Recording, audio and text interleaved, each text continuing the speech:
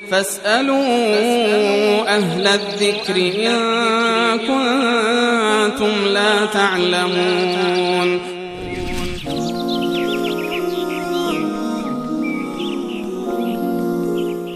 برادری پرسیدن اگر کسی با نامزدش حرفای عاشقانه بزنه روزش میشکنه؟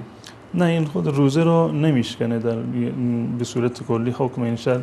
منتها اگر این به اصطلاح در حدی هست مثلا با هم دیگر، یعنی فقط نامزد هستند یا با هم دیگر عقد نبستند، از نظر شرعی صحبت کردن این دو نفر با هم دیگر، اونم مواردی که به اصطلاح خودش گمان میکند که حتی تا جای فرا رفته که روزش میشکند، چون این صحبت‌های جایز نیست. اگر واقعا زن و شوهر هستند، یعنی به معنی که عقد کردن، اشکالی ندارد و روزش هم باطل نمیشه.